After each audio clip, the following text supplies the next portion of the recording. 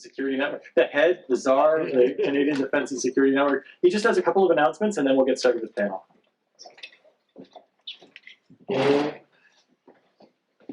Thanks, Michael. I just wanted to highlight a couple of things that are coming up over the next couple of months that might be of interest of the folks in the room. Certainly, one of the events is interest to you, Miles, which is that one of your former students, Wendy Wong, will be in town next week, giving a book launch of We the Data, Human Rights in the Digital Age. It'll be at Sparks Beer on Tuesday, October 17th. And the other event I wanted to highlight is the year ahead. We don't deal directly with proliferation, but everything that we talk about sort of touches upon it. So it'll be December 7th, all day long, downtown at the Collaboration Center.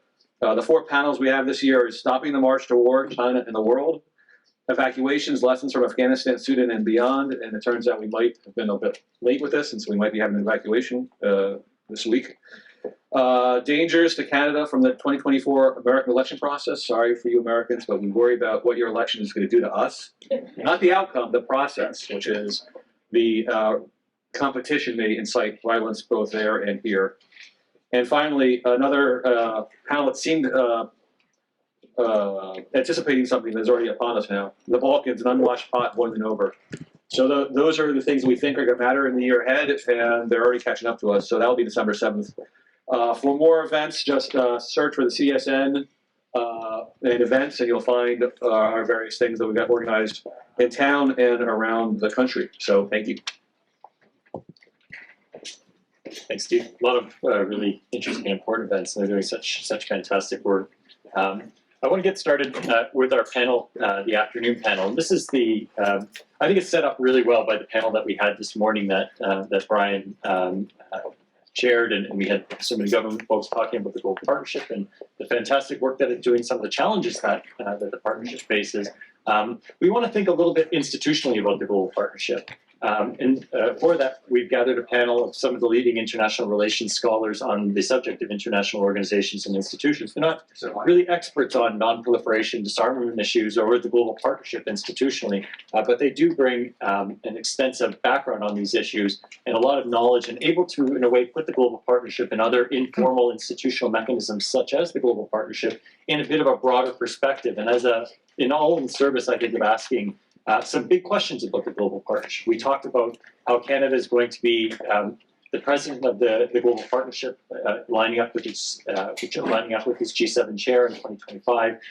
It's an opportunity, I think, to ask some of these big questions, and perhaps with the many global affairs policymakers in the room with us today, to put a few issues on the agenda. Our scholars are accountable really only to ourselves, and so we can kind of go out there on a limb and put some ideas out there, be terribly unrealistic, but challenge things. And I think that's sometimes the way ideas maybe can kind of catch hold and can generate a bit of momentum. The world is changing. I started off the top noting that the world in 2023 is very different than the world that it was in 2002. When the global partnership was established. We're really entering a period of renewed geopolitical rivalry. We're seeing this spill over into the WMD space. The nuclear gets a lot of the attention, but in other areas as well. We see perhaps an erosion of norms. We see countries modernizing their nuclear arsenal, potentially other countries looking to proliferate, a possible cascade of proliferation within the global scene. This creates a really unstable and dynamic environment. This is all combined with massive technological change. We talked about CRISPR. I was reading recently in my students in my disarmament class. We're reading about desktop gene editing and the risks associated with that. Changes in the chemical weapons space also there. And while all of this is happening, the global partnership is trying to manage these possible threats and these big global changes, and it's doing it in a context, I think, that's changing. It's the G7-led global partnership. The position of the G7 is changing in the global landscape. If you read Foreign Policy, the latest edition, G. John Eikenberry, another professor, I think maybe a former student of Duncan's, beside me here, talked about it becoming a power player. And so how does that change end up altering the position of the global partnership more generally in that landscape? Does it change the types of institutional mechanisms that we need to be looking at? Do we need to perhaps link up more closely with the work of the G7 and a more, perhaps more explicit links between the global partnership and the non-proliferation directors group within the G7 context? Do we need to be looking at more centralization? It enjoys many different advantages by being a loose, informal international institution. But is there some mechanism to create an administrative machinery that could potentially, continue to further the work?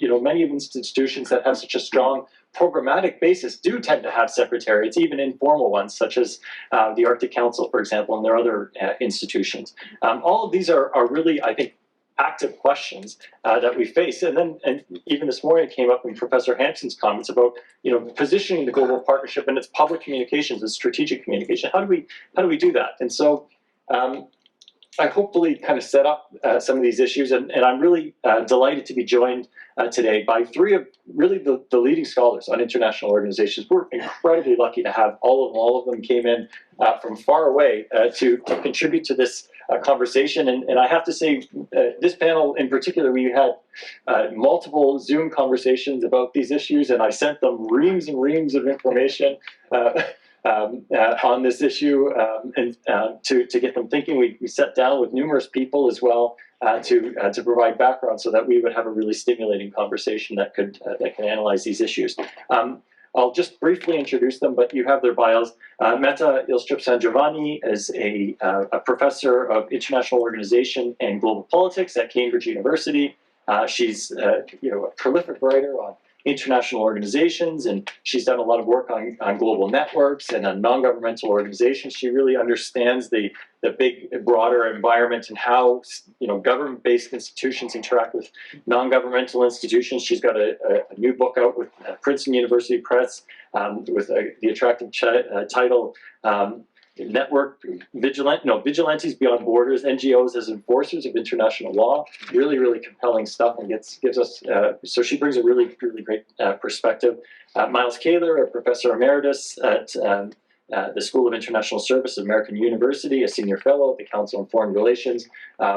His work is really, really extensive. I personally have I've got a copy of his edited volume on global networks. I think Mette also contributed to it. Almost every page has marks and stars and all of these things. I've learned so much from him, and all of his other work is his publication list is very extensive on networks, international political economy, legalization, territoriality. I mean, he's done it all really, and also a real engagement with the policy process. So great to have him.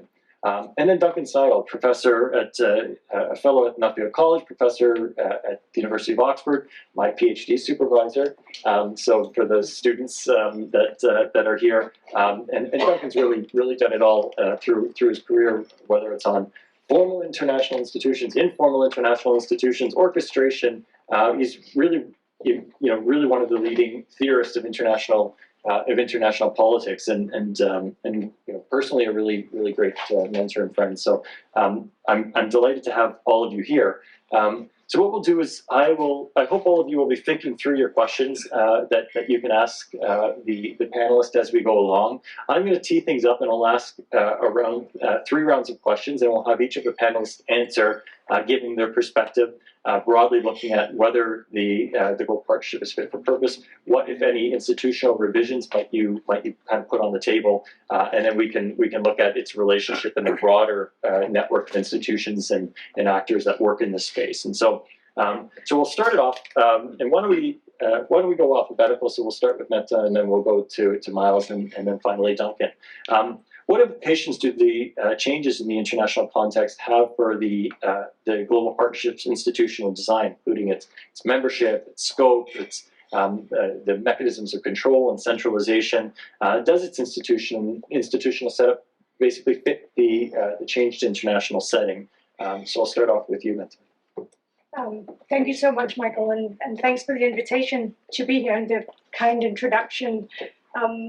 This morning was absolutely fascinating, and we heard a lot about the changing context in which the partnership is operating, and you summed it up just now, Michael, in terms of a much less cooperative international security context and the rise of new proliferation challenges, new technologies that challenge the way that we understand, I think, what effective non-proliferation means. So in that context, how fit is the global partnership? How fit is it for purpose? We've heard a lot about all the wonderful activities that are going on under the helm or within the realm of the partnership. So clearly there's a lot that's going right, but I do think that a changing context, looking from the outside, does give rise to some areas where you might think about updating the mode of operation. So there were sort of four initial things that stood out to me as I have read and listened. And one is the institutional setup of the standing working groups that are obviously important pillars of the GP and ensure continuity of activities, but also in a sense seem to be sort of sitting at odds with many of the new and emerging threats like AI or ITT and disinformation that are much more cross-cutting in nature. So it seems that there might be a need for coordinating activities, sharing ideas and knowledge more across these areas, perhaps thinking in terms of some cross-cutting themes. Much more fundamentally, what has stood out to me is a certain tension between the partnership being G7-led and G7-focused, and the clear need to engage more stakeholders more actively. So there has been a lot of talk about how do we get more contributors, how do we make sure that more people are coming to the table with something to really contribute. And here I think that the GP is well positioned to build wider networks than it is currently doing, both between state actors to IOs, but also to non-state actors, and perhaps to try to take a more active role in orchestrating activities. This will require potentially more concerted outreach, and I know you will ask us about that later, so I won't say much about it now, but potentially also some form of centralized support. I think there was a challenge in thinking critically about membership. The GP is a G7 initiative. It remains G7-led, but it's also an important mechanism for engaging actors beyond the G7. And I think it would be amiss not to acknowledge, honestly, that there may be a growing tension between ensuring that the partnership has a strong political profile and strong leadership through the G7, and then, on the other hand, getting more stakeholders actively involved. It seems to me, again, just listening to debates and reading, that there's a strong presumption against widening membership at present, but there is also a strong perceived need to engage more stakeholders more actively. So that may require some institutional rethinking, perhaps some more flexible modes of thinking about what membership means, or whether you can be actively involved in providing leadership without being a member. And finally, and I'll stop at that, I think the big question is how to do cooperative threat reduction amidst growing political challenges and animosity. So the GP was founded in response to 9/11 with a strong focus on preventing proliferation to non-state actors and a strong focus on dealing with challenges arising from the breakup of the Soviet Union. And as Trevor said, these legacy problems haven't gone away. But a lot of G7 rhetoric increasingly is focused on state actors. So in terms of critical technologies, the focus is squarely on China. The G7 Hiroshima statement laid all the blame for an eroding nuclear non-proliferation regime squarely on Russia and China, and of course, Iran and North Korea. So in this context, how do you engage more stakeholders in regions such as Africa and Central Asia, where countries do sometimes feel squeezed between different sets of actors and interests? I think I'll leave it at that for now. And Save some time. Thanks. Thank you. So thanks to Michael, I want to point out to the students in the audience, we all had a crash course from Michael, and you know how it goes. He comes up to you at a conference and says, why don't you come to our honor and just make a few remarks? Very informal. Then we got the syllabus. So we have really done a lot of reading about the global partnership, which none of us, I think, safe to say, we're expert on.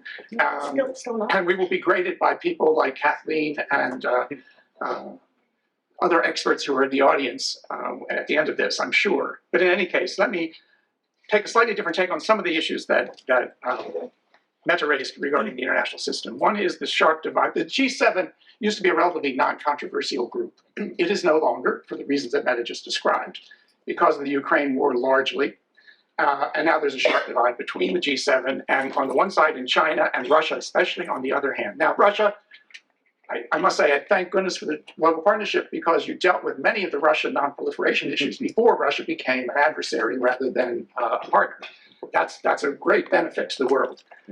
I was very, very impressed with Sabine's comments about China.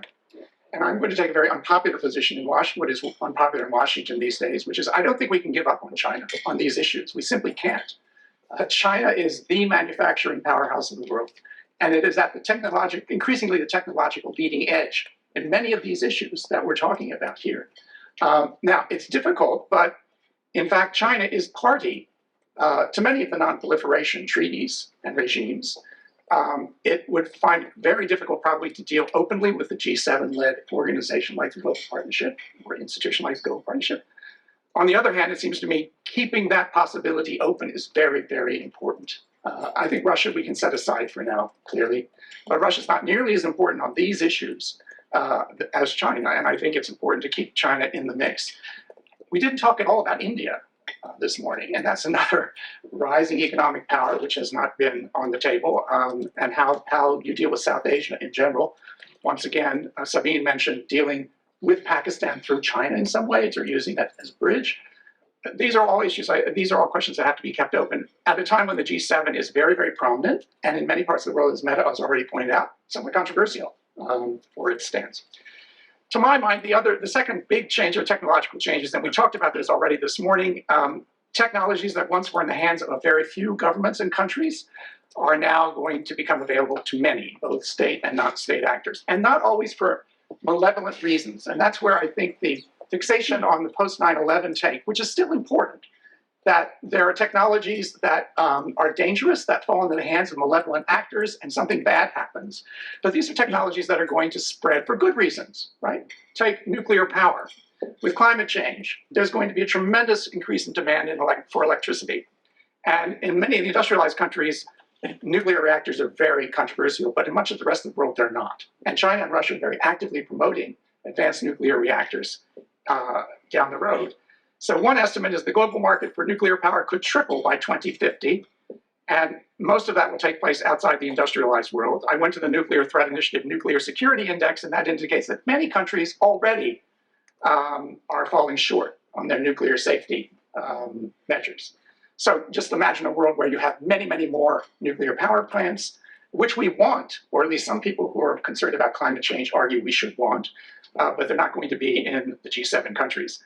Biological, we talked about extensively this morning. Trevor made it clear, and it's quite clear that the Global Partnership is already actively engaged in this area. A lot of this is happening for good reasons. This morning, literally on my feed this morning, the New York Times reported that they have developed, there is now a chicken that has been biologically produced through CRISPR, I assume, that is resistant to avian flu. And that's very important for animal health, but it's also important for human health because there's a possibility of transfer from avian flu to human beings. That's a major advance made by biotechnology. But on the other hand, we're going to have an international proliferation of labs that can handle work on the very riskiest viruses. And this has already come up in the very politicized controversy about the origins of COVID-19, which unfortunately got very politicized. So the Global Biolabs Project identified 69 biosafety level 4 labs in operation, under construction, or planned, which is 10 more than there were even in 2021. So once again, high-risk labs, do we have the safety measures in place? And obviously, Global Partnership has played a major role already. But even more positive things, Merck has been accused by some, it's been alleged, they are rejecting this, that a new drug that Merck Pharmaceutical developed may lead to new dangerous variants of the COVID-19 virus, just because it induces resistance. Very complicated world in which positive developments are melding with possibly negative developments all the time. And then once again, chemical, we talked about this morning. But here I would open the discussion even further. Consider one of the deadliest chemicals, which is not a weapon, but measured by loss of life, and that's fentanyl. In the United States, this synthetic opioid caused more than 70,000 deaths by overdose in 2021, and 2022 is going to look the same. It's an easily synthesized drug from precursor chemicals that are typically being exported from China to Mexico and being synthesized in very primitive labs. And it's extremely very deadly chemical. Now, does that fit in the global partnership? Probably not, although I noticed that the CBRN Security Working Group says weaponized or non-weaponized chemical, biological, radiological, or nuclear material that can cause significant harm. So in some sense, the wording is already opening the door to consideration of these kinds of very dangerous substances. 70,000 deaths a year is very, very dangerous, I think, and has to be taken into account. So technological innovation always outstrips efforts to render technology safe, it seems to me, and that's a problem for the global partnership. How do you deal with that? I was very interested that Kathleen Lowe mentioned there is an effort in the global partnership to do threat assessments and think about, should that be more systematic? Is there something that can be done within the global partnership to make that threat assessment more systematic than it is? Finally, there's a blurring of lines between issue areas. Non-proliferation impresses me has always been very siloed.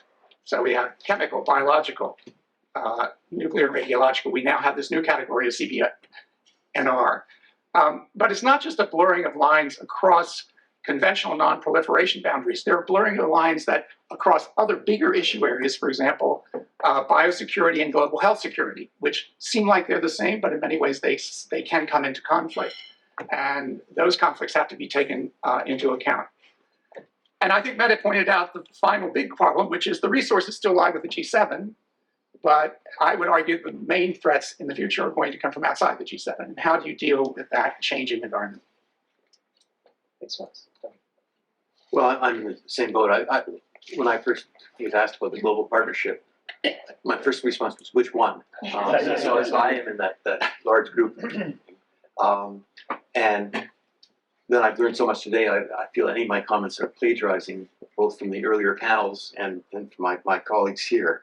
But let me try to approach this from how I think about things, sort of getting down to the elements. And the first bit I want to say, just to repeat things, that what we've seen is the global partnership has been successful, but even as it's been successful, we've seen some evolving and new problems coming along. So in some sense, it's never going to be fully successful because it's always running to get to the next problem and thinking of that. And that these problems are of a type, and that's why they sort of fall under the weapons mass destruction, but there's loads of variation inside them. And so there's no singular solution to any of these things. That suggests two things to me. That first, the whole question of the scope of WMD is really one to think about. And one of my themes here is that it's not that there's some scope predetermined out there, but it's an issue to be determined. What is the right scope? As which issues should you cover, and which issues should you not cover, and which issues are you forced to cover even though you didn't want to, but for some technical reason, for example, they get pulled in this. Another area we're seeing changes is the range of actors that has evolved in important ways. The new threats now involve other states, many from the global south. It's not just the former Soviet bloc that we're concerned with there. Within governments too, it's spanning different ministries or functional fields where you want to pull them together. Both in here, I think you want to pull some in because it's helpful, and I suspect you want to exclude others because they're not helpful for some of these issues, and that depends partly on, I suppose, the local bureaucratic politics of different states. And then there are non-state actors who are really important. They've always been a bit important in space, the terrorism impetus in the first instance for that. But there are many more out there because all these things have commercial and other properties going on. So in addition to thinking about the scope, then you get to the question of membership and who should be included. For example, should it just be states? Do we include non-state actors? If so, how do we include them? Which states to include? there isn't enough to say, oh, these are global problems, we have to include everybody. But there's a trade-off between inclusiveness and exclusiveness. If you get everybody at the table, nothing's going to happen. So you have to figure out who to get at the table and what combinations to get at it. I think more than my colleagues, I'm more inclined that the G7, the GP should stick to a narrow definition as its main definition, and then branch out beyond that. We'll come to that a bit more in the next session. The other important area that has been changed in actors are the international institutions too. General Partnership already works with many, but there's just a lot of institutions out there, and I think it's really important to ask how can we work with. And one of the strengths, as I understand it, of the GP is that it has been able to, in effect, mobilize, or I use the term orchestrate, other organizations into things it wanted, and they're willing to do it because they couldn't do it without the GP, and the GP couldn't do what it wants without them. The other thing that was mentioned, I think it was by Kathleen, is the biggest set of problems, though, are the ones we don't know about. I mean, I think we should be humbled by both the Ukraine crisis and the Hamas raid. Those are both things that were sort of unpredicted in a certain sense. They would come down this way. You know, we were confident, and we shouldn't have been confident there. So we don't know what problems we're facing down the road. So what we really have to do is think about having an institutional arrangement that's available. It's the go-to place as these problems come along, even when we don't know exactly what these problems are. And one of the ways Michael posed the question was, is the GP fit for purpose? And I actually, I would reformulate that question, ask, for what purposes is the GP fit? And fit the problems to the GP, even if you can't handle some, but if you find some others where you've been useful. If you can't find any problems you're useful for, then go and think about redefining yourself. That's not a problem, I think. You've got loads of things to deal with. So I think you can turn that around. But it also goes to the question of design, which is there's not going to be some single institutional design that's going to match all the problems you're coming along with. So you have to have a way to be flexible or to be combinatorial with other organizations in order to achieve the goals you want. And the final comment I think I'll end on is the observation: institutions are really valuable even when you don't know what you want to do with them. The best example of that is NATO. Remember, at the end of the Cold War, there was serious discussion about whether NATO was sort of defunct. We don't need NATO anymore. We should get out of it. We should abolish it. And NATO fumbled around for a while. It had trouble figuring out what it was going to do. It turned out to be pretty useful post 9/11 as a way to do some things like that. Then lo and behold, a NATO problem came along with Ukraine. That was the exact thing it was designed for. So thank God we hung on to the institution in order to do that. I think that's how I think about the GP too, is to try to make it an institution that you want to hang on to. So the goal is to match the GP's track record and its possibilities to future problems, and try to make it fit for purposes in the future. Great. Really interesting comments, and they lead naturally, I think, to the second question.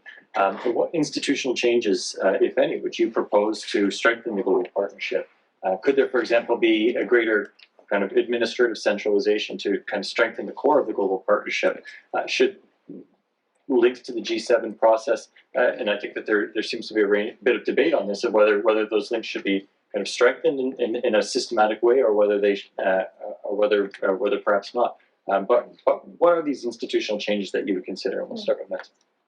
Thank you so much, Michael. And I feel sort of shy to be starting the response of each instance. But I mean, to start with the last part of your question, I think I already sort of gave away the game of how I look at that. But something Duncan said made me want to rephrase that a bit. I mean, clearly strengthening ties with G7 leader level would be extremely valuable, and I don't think it has to come at the expense of also reaching out and allowing a role in leadership and initiative taking to other states. I think it requires awareness, and as Duncan just said, no one institutional design will fit every problem or purpose, but the beauty of an informal setup, as the GP has, is that it can also be flexible and be maybe many things to different people. So I think there's room for maneuver there. But a very strong G7 trademark, and I think Miles and I sit a bit more on the same side of the table on that one, I think can be problematic, and it's important to acknowledge that in certain realms. Certainly when it comes to the nuclear domain, I think there's a lot of, and that's something I've studied a fair bit, there's a growing sensitivity to, broadly speaking, non-integrative arms control and non-proliferation, right? Means the growing understanding by many members that the G7 or the P5 in particular are holding on to certain privileges and access to certain technologies that they're not sharing with others in a global context where those really do become increasingly necessary and valuable. So that's something to be sensitive to. What institutional changes would I recommend? And again, this is very much in the spirit of Cindy this morning inviting ideas, more than sort of speaking from a place of expertise, because clearly everyone in this room pretty much have more of the facts, a better grasp of the facts than I do, certainly. But my gut feeling is that centralization could do with being strengthened. And I say that fully understanding that the GP is an informal initiative. It's not an organization. It's based on a declaration, not a treaty. It's voluntary coordination and all that. But I don't think that rules out thinking about more centralized administrative capacity to support certain functions. It strikes me strongly that a lot of very valuable institutional memory and know-how seems to reside with individuals, and particularly with individuals, few of them in this room, in certain member states. And that's great for the moment because it seems to work really well, but it does leave the partnership vulnerable to changes in staffing, to people wanting to retire, and to political kind of vagaries. And it may also, I think, importantly, reduce valuable opportunities for lessons learned. Because there doesn't seem to be a lot of follow-up or critical assessment. There seems to be a lot of focus on dealing with problems and doing good things, but when it comes to the assessment of what are the objectives achieved and where were the biggest success stories, how do we communicate those success stories? So there are some specific, that's where it seems from the outside there's less capacity maybe to take care of those functions. So I think some specific functions that could benefit from centralized support would be assessment of project achievements. I've looked at the programming annex, and the list of activities out there is truly impressive. But I'm struck that each initiative has a sort of brief paragraph on objectives, but no subsequent reporting of achievements or assessment of impact. And that seems very important, both in terms of being able, as was said this morning, to highlight successes and sell those politically, but also in terms of just systematically gathering lessons and best practices and analyzing and comparing different approaches, what has worked well in different settings. I think some kind of central administrative apparatus could assist more with public information, with strategic communication to increase visibility, whether that be in individual states within or in other international fora. And again, here I think that sort of a greater ability to define and collect metrics and thereby highlight successes would be very important, also in terms of securing contributions and funding. It seems to me that a big problem that has been mentioned is that, we want more actors to actively contribute. And the word no one has used is free riding, but that sort of seems to be an unspoken word in the room. That an awful lot of initiatives are provided and funded by a few states.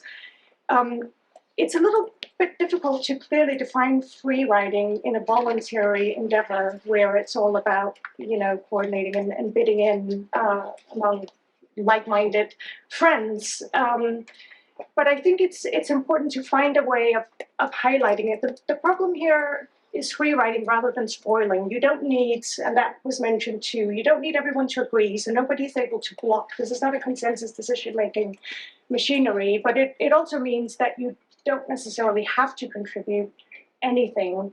Kind of shining the light on the non-contributors by highlighting the contributions more effectively and more systematically, I think would be a place to start. Sort of not nice word for it is shaming, but it can be done in different ways. And I think highlighting success stories, finding a way of coming up with subtle metrics for where contributions lie could be one way of thinking about that. I have some really practical. Do I have 30 more seconds? So yeah, again, on the programming annex, it's long, it's impressive. I find it hard to get a real grasp of impact when I look through it. Perhaps it could be complemented. This is sort of very pedestrian type ideas, but they may not be useful. But perhaps it could be complemented by an executive summary that highlights major trends and priorities. Perhaps a compendium of results, reporting data on achievements, distilling lessons, and so on. Looking at the very end, there is a sort of table that summarizes where money has been spent in the previous year. And what really strikes me is that it varies so much from year to year, right? So looking at this past year, spending in Europe has outstripped spending anywhere else by tenfold. Has been the spending. I assume that's Ukraine related. You can't see it. The year before it was Africa and so on. Clearly there are major themes there that could be told and packaged for kind of outreach and political purposes, maybe, about the spending destinations. And also it might be interesting to highlight and record, at least for internal purposes, and perhaps this is done, perhaps this is very naive, but gaps in terms of requests for assistance that go unmet. Is there a sort of systematic record keeping of that? I think that's what you go. Thanks. I'll try once again not to replicate many of Mette's very, very good points. I would like to say that international organizations and institutions reinvent themselves all the time. In fact, successful ones must reinvent themselves. Major ones like the IMF have done it several times. The GATT, in some sense, reinvented itself to become the WTO in 1995. So it was clear from the discussion this morning that the global partnership has already reinvented itself once. That being pointed out, it became global, became truly global at one point. After the work in Russia was in some sense complete, it moved on. So maybe it is at a point where it needs to be reinvented in another sense institutionally at this point in time. But I just want to point out, there's nothing to be embarrassed about that. It's normal, and it may be a recipe for success. This question, I think I agree completely with Duncan about form follows function. And it impressed me this morning that at least the parties in the room are very ambitious for the global partnership. And there are things that it could be doing, that it would like to be doing, that are probably being stymied a bit by its institutional deficiencies, if I may put it. Not that there are failures in deficiency in that sense, but it needs more in the institutional sense. Now, the centralization issue, which Mette has touched upon, I think can be dealt with in a number of different ways without going completely to a secretariat, which I gather has been a sensitive issue. It always is. I did promise Duncan and Mette I would tell you the story of the GATT secretariat, because it's a very interesting one, just to suggest how innovative you can be. The GATT was not a treaty. It was a agreement a contract among parties. So the contracting parties created the GATT. And as a result, it wasn't an organization. It could not create its own secretariat. But it did have a secretariat, and it borrowed the secretariat from the United Nations. There was a United Nations entity which was designed to develop the International Trade Organization, which was shot down by the US Senate in 1950. And the GATT looked around and said, well, we'll borrow that. And that preparatory institution under the United Nations was the GATT Secretariat all the way to 1995 in terms of the actual legal basis of the GATT Secretariat. And even the personnel were borrowed.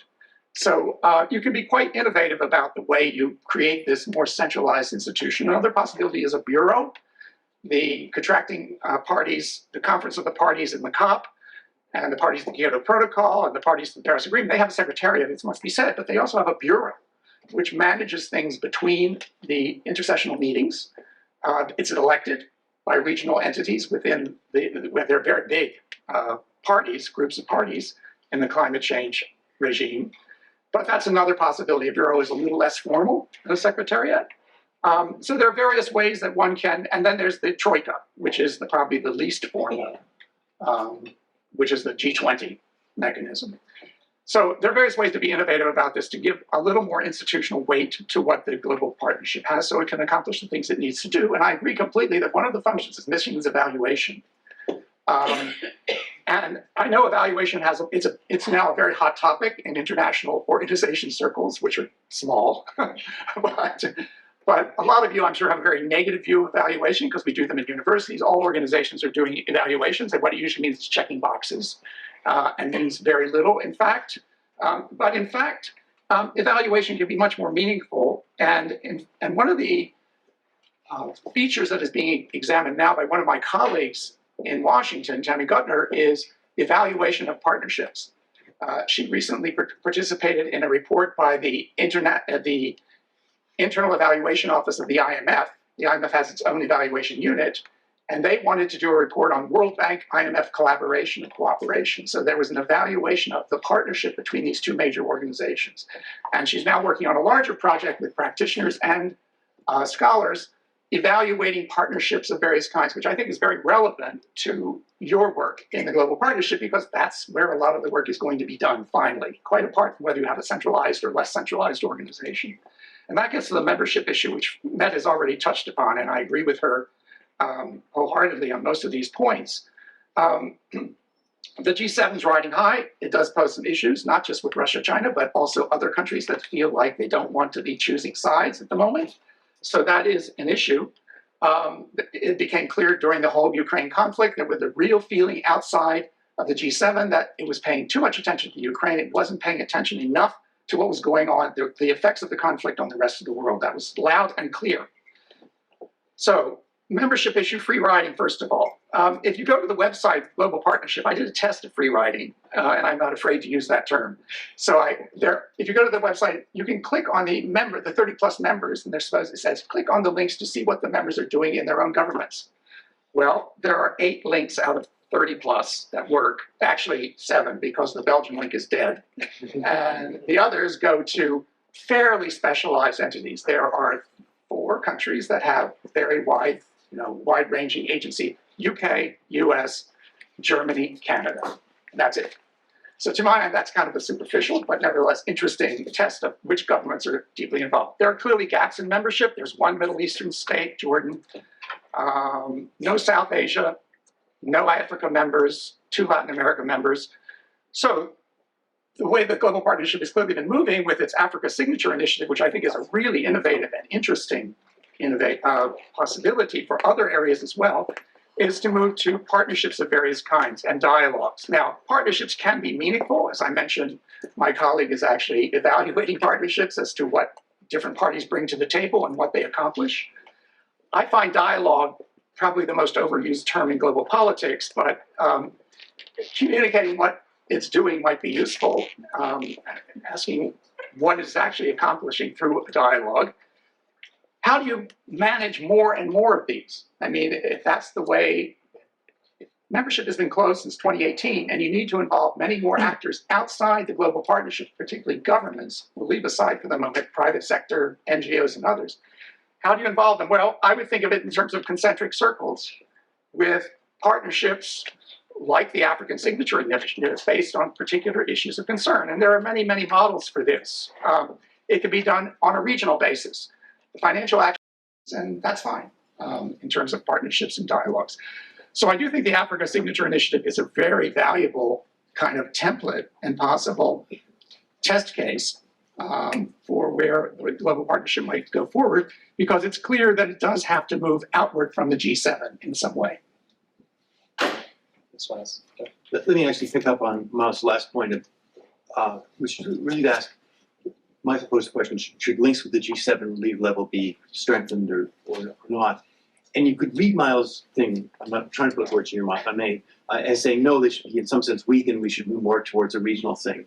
But what I take out of it, I don't think he's saying that, because indeed you can do both. You can both strengthen the connections to the G7, and you can do these other things. And what you really want is this varied institutional arrangement where you're taking advantage of what the GP is good at, which is it's really good at having the G7 links, but finding ways to extend it to other areas in ways that don't offend or bring on board other actors. And I'll come back to that in the next section a bit.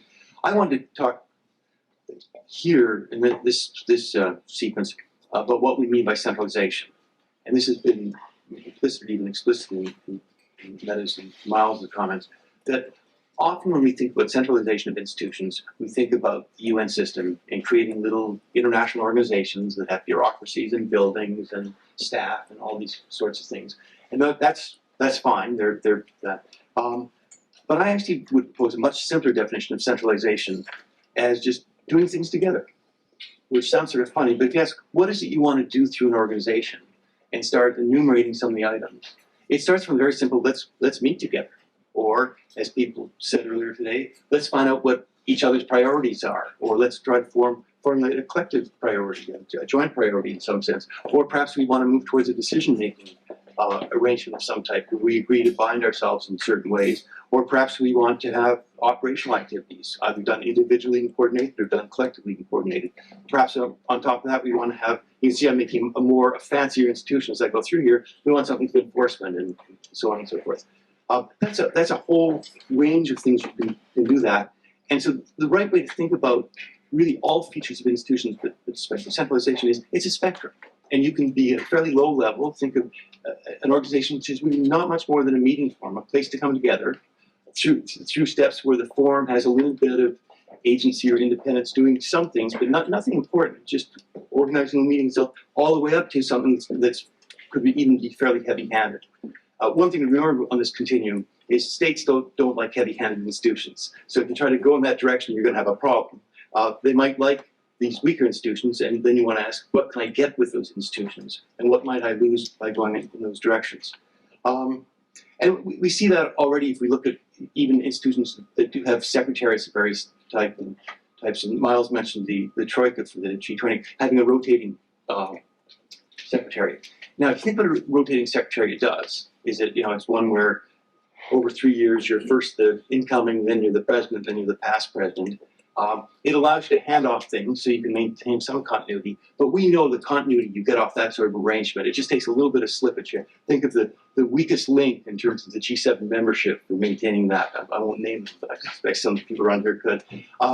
You get some slippage in what's going on there, and that may not be satisfactory. Now, maybe you can augment that. The network system that underlies the working groups of the GP do a lot of work there, I think, pulling these things together and maintaining that continuity, but it may be lost at the higher level as you do that. So then that, I think, leads to two questions. First is what to centralize, and actually Mette did a really nice list of enumerating some of the things you could centralize, and I think you need much more contextual knowledge than I have to sort of go through and identify those things and such. But that's clearly, it's worth thinking about that. Remember, it's a list. You don't have to do everything on it. There may be some things you shouldn't centralize, other things you do want to centralize within that. And then the question of how you centralize. And here I'd actually say the best way to centralize is as informally as possible in the situation. Informality has some real virtues here. I've got a bit of a dog in this fight in a sense, because I write about informal institutions. But for flexibility of issues, if you don't have it laid out exactly what your issues are, or someone talked about how the giant loophole was put in the Canadian thing about what they would get funding for, that allows you to move the issues around in various ways. That's incredibly valuable if you can get away with it in a setting. It should include, incidentally, flexibility not to get involved in some issues. You don't want to be forced into some issues which will be dysfunctional or cause real problems in the organization. Another type of flexibility that's really important is flexibility of participation. One of the virtues of the G8 was they could kick Russia out when the time came to kick Russia out. That's because it was so informal. You can't kick Russia out of the Security Council or more institutionalized things. So there are advantages to that. But in a more positive sense, flexibility allows you to say, who do we need for this problem? It might not even include all the G7 members, but it might include some regional members or members defined by some other thing, to bring them in, find some linked connection. This is like the regional idea. Regions are only one way to organize these things. There might be other ways in terms of technical capacity or whatever to do that, and have those work. So don't think about having a single centralization, but having multiple centralizations adapted towards the problem. If it's informal and doesn't work out, you can just get rid of it. And if it's informal but it isn't working properly and you need to formalize it, well, think hard, but if you have to, formalize. So I would just end with the answer to the question about centralization is centralize, but don't formalize. Thank you. Michael, could I just, one thing on the free riding issue I forgot to mention. I just wanted to echo what Mette was saying, and I think you can set expectations without, threatening to expel members or anything else. I mean, if you think about charitable organizations, you join the board of a charitable organization, at least in the United States, there's usually an expectation you're going to write a check of some kind. So I thought Kathleen Lowe's comments this morning was, you don't have to write a check. You can bring other things to the table. But there should be a very clear expectation that if you're at the table, you're bringing something, and you're not just inert. And I don't think that should be that difficult. That could be established by consensus, it seems to me. Also, if I can just add, in fact, you have some of these organizations as social settings too. And you want the representatives to go there if they have nothing in their pockets to bring, to be embarrassed. If you come to the potluck without the plate, there's a problem here. No one has to say anything, and people won't come with empty plates. Because the G7, one of its virtues, we talk about like-minded, is it's a set of states that do all sorts of things together continuously. For example, Canada does loads of stuff on the GP, it does, but it doesn't really contribute as much on the military side as the Americans would have liked it to and such. My view from the American side is that's terrific. As long as we have countries do contribute in other ways, the U.S. is a much better, more effective provider of most military things. Canada is not very good at doing military things, and maybe we should get some specialization. Sorry, Steve. Maybe we should get some specialization along that. But the point is, everybody's got to do something. You can't come to a dinner party with nothing. Yeah, and there are a set of diplomatic resources that other countries could bring that perhaps can't contribute as much financially. But if there are links, if we're building off some of those dialogue partnerships, for example, that the global partnership has established, then perhaps there is a grounds for formal, for membership for certain countries, even with the understanding that they don't have as much to contribute financially, but they might be very useful within regional organizations and regional contexts, perhaps, to contribute that and build on that outreach dimension. I've got one more question for our panelists, and then I hope all of you have thought through some challenging questions for the three panelists. Should cooperation and collaboration, I mean, there was this period, particularly in the kind of the early 2000s, particularly after 9/11, there was an explosion of institutions working in this space. And there's very much a legacy of all of these institutions there. And one of the things that I saw often in government was there was almost an initiative fatigue among many governments. There were so many different mechanisms and reports and things that had to be filed. You'd be talking to some people from some smaller governments, and they kind of have this bewildered look. You should endorse the Statement of Interdiction Principles for the Proliferation of Security. So what's that? And is it this other one that we went to? No, it's not that one. It's the other one. And so it could be overwhelming. And so is there some grounds for some sort of maybe not kind of any kind of a formal, informal joining up, but perhaps some common linkages between the global partnership and the critical capabilities and practices review team of the Proliferation Security Initiative, or some of these other institutional mechanisms. So I'll put that to our panelists. Should there be better collaboration between the global partnership and some of the other institutions above and beyond the work that is already being done with the IAEA, the OPCW, and others? So should there be better collaboration? That's the kind of question you never get a no to. I'm putting on a T, and you can take it where you want. Yes. But it seems clear that the global partnership, despite all the will and initiative, can't do it alone. And it seems clear that the threats are proliferating, and political attention is, if not dropping, then certainly not growing. And funding also appears to be, I mean, we heard 10 billion in 10 years, 20 billion in 10 years, and then it's 25 billion 20 years out, and that suggests to me something like this.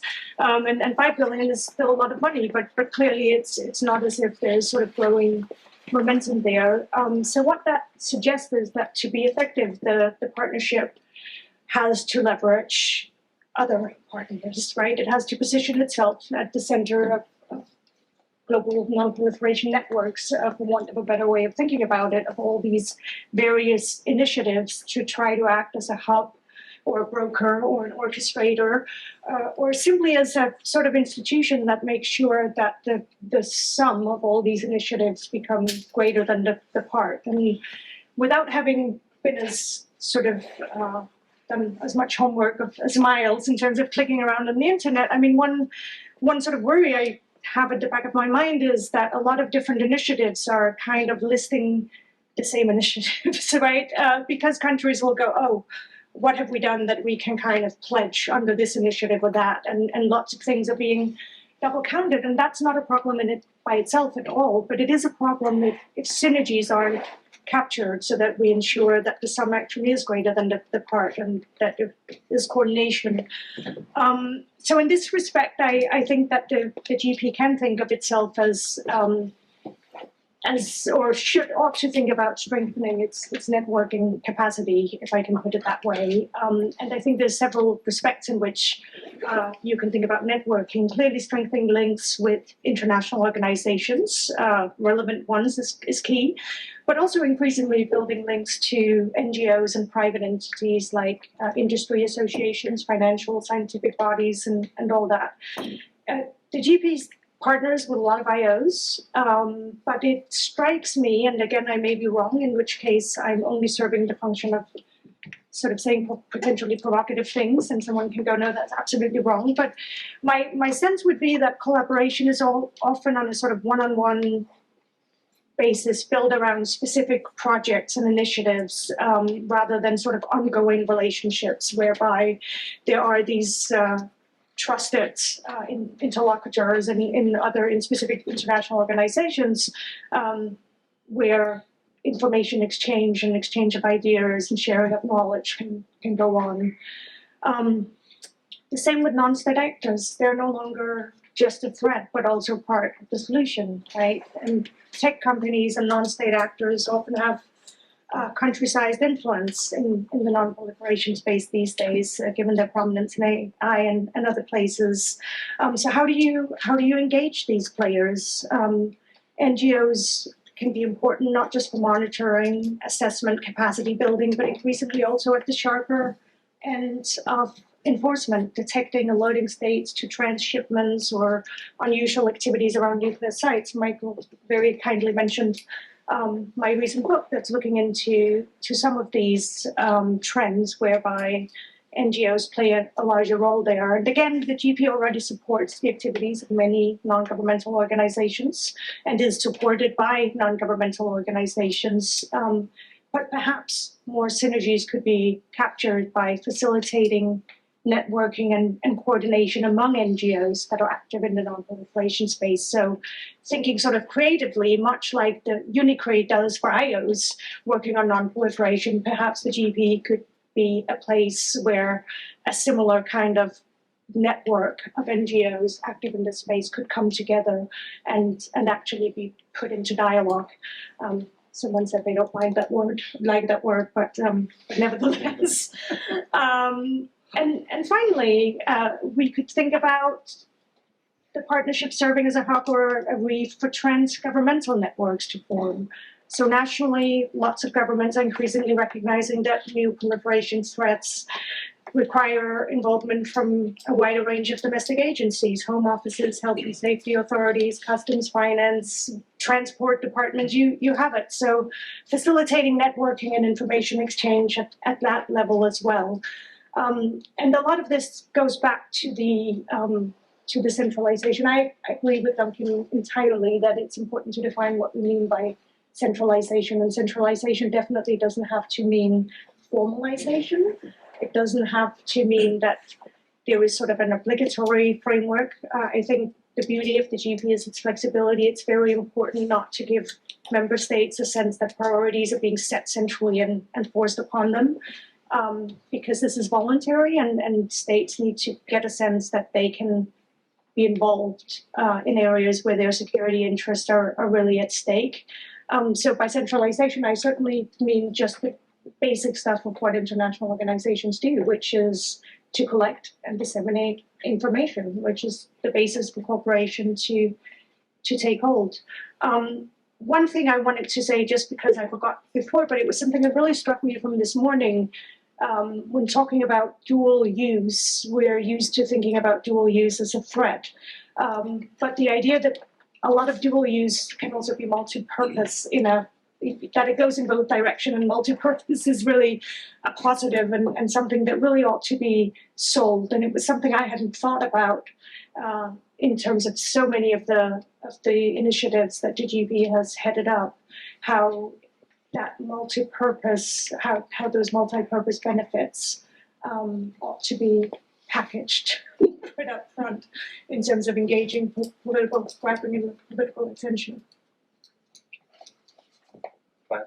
So Mette has stolen my network thunder, but I will. I'm so sorry. Miles is the network. No, you are. We both do networks, so I that's fair. No, but I will add a few things.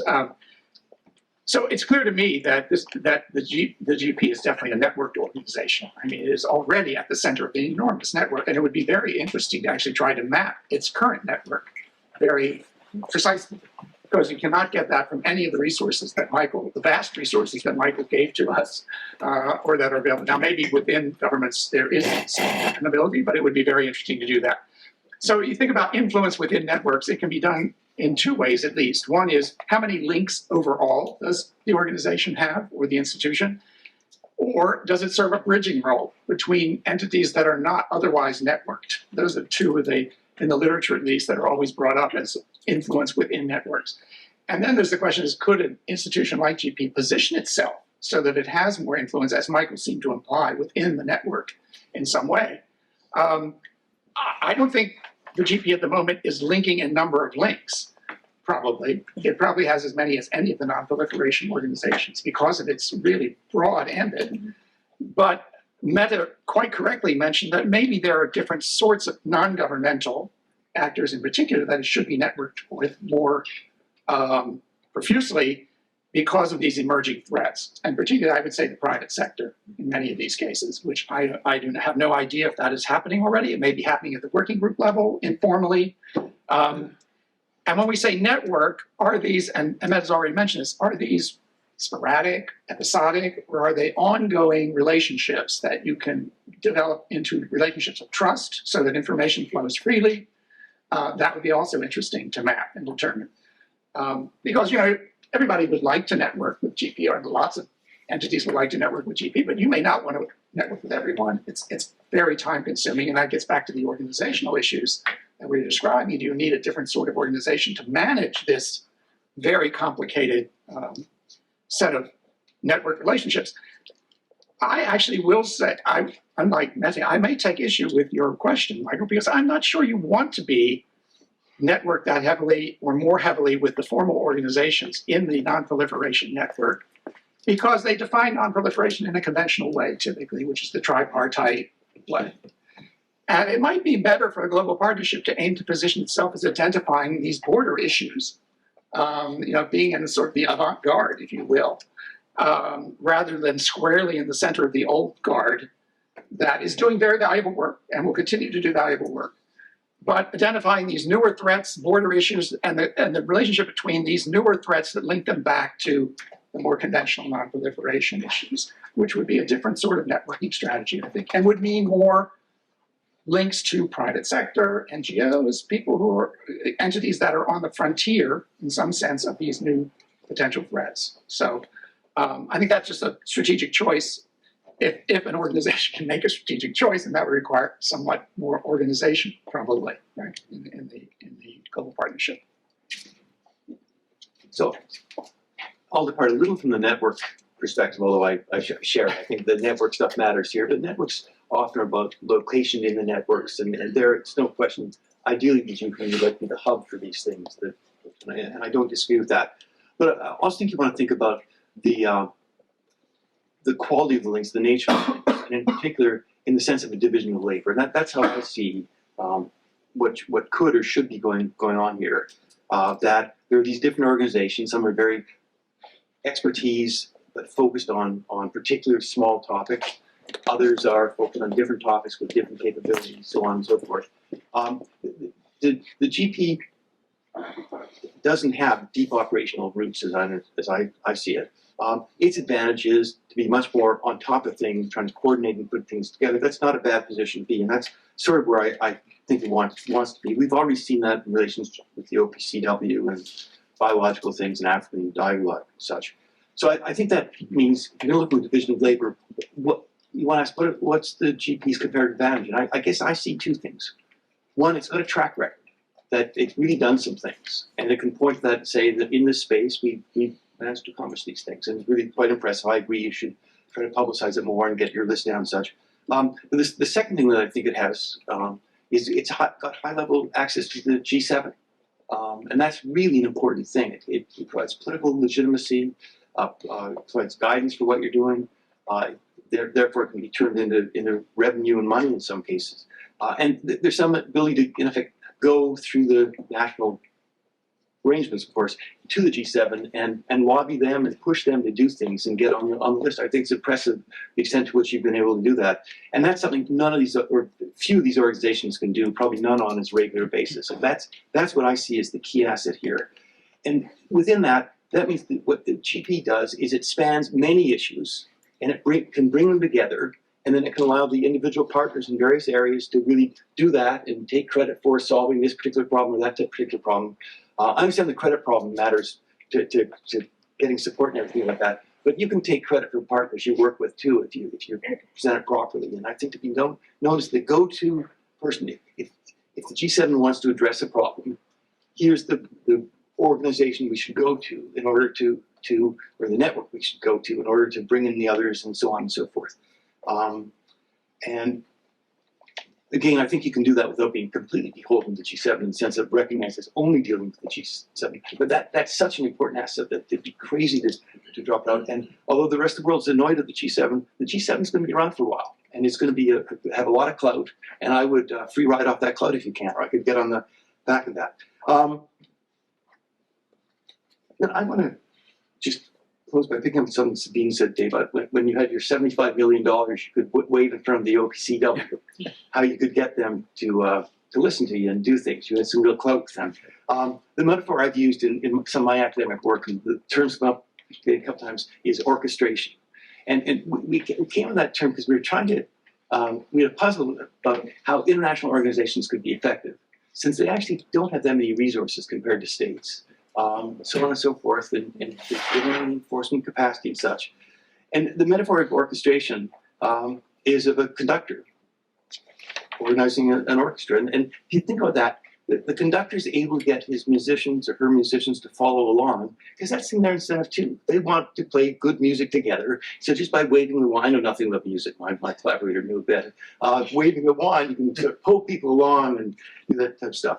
Now note, that will be successful where different players want to play the same tune. They want to come together.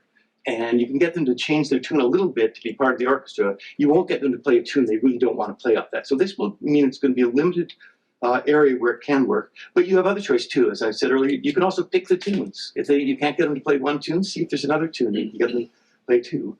And when we did this work, we actually then had a sort of group research project looking at orchestration.